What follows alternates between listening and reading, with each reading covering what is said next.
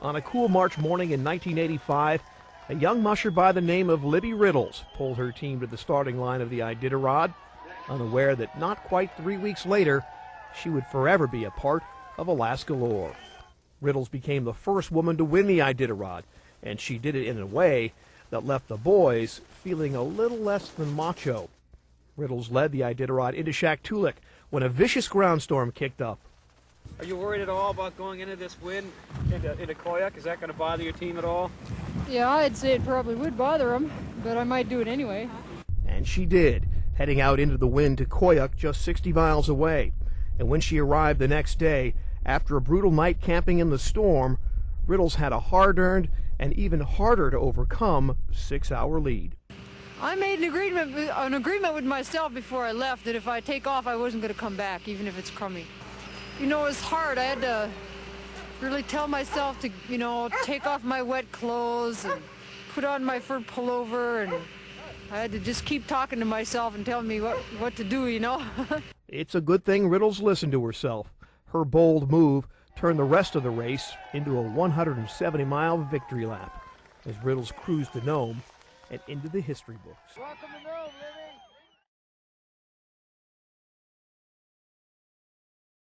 Oh my gosh, I think I'm going to wake up and this is just going to have been a dream, because here I am with this guy, George Atla, has been one of my heroes for years, and they're comparing my little storm move out in the Iditarod to climbing the first Denali thing. I mean, I've come a long way since I moved up from Minnesota in the early 70s.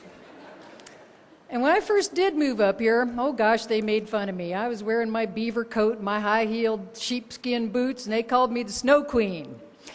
But my goal when I came up here was to have a life in the wilderness. And when I came up to Alaska, I wanted more than anything just be a good Alaskan. And I do work now on the cruise ships, and those people are always asking me, how'd you ever get so tough to go out in that blizzard? And I tell them half the reason I was that tough was because I was just trying to live up to the reputation of being an Alaskan. And that's what Alaskans do. We do things 100%.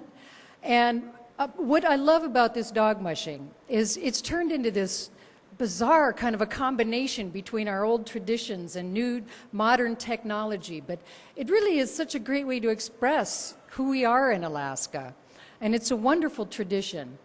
And what I also loved about the Iditarod was that this really got me out into the real part of Alaska and out into the villages. And I made so many friends out in the villages in the old days when we used to stay in the checkpoints with families. And people would meet you at 2 or 3 o'clock in the morning and take you to their house and put you in their bed while they feed you a $5 can of peaches from the native store there.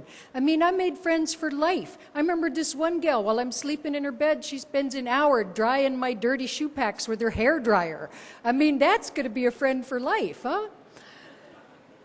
But it's an amazing, amazing event, and it really gave me a chance to test myself. But some of the moments that I'll always remember, my very first Iditarod, I was going across Norton Sound, and it was actually pretty nice weather that time. It was pretty calm. And I'm going along with my dog team, and here comes this old boy from Koyuk on his snow machine. And he stops and says, "Wow, I can't believe you're out here doing this." And I was just speechless, because I'm like, what do you mean? You guys live up here. I can't believe you live up here without the, you know what I mean? It's that I go into that storm one time like that. These people live up in these conditions. And more than anybody, I think my real role models in this state have always really been these native people. And I read the stories of how tough these people had it and how they used these wonderful animals to get along. And we still can learn so much from all of this and keep our ties with these traditions and those old timers, the Leonard Seppulas and the Scotty Allens.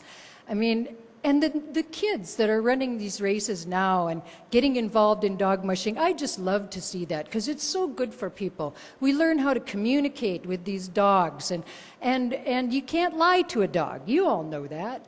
And so we have to have this really good relationship with these animals, or it doesn't work. Those dogs, if they're not having fun out there in the Iditarod, they could lay down and quit on you, and you'd be in a whole world of hurt. And so it's about this relationship. We learn so much from having this physicalness in our lives, to go out there and chop your own wood and carry your water and feed your dogs and catch your fish. I mean, is there a better way in the world to live than that? I mean, that's to me the good life.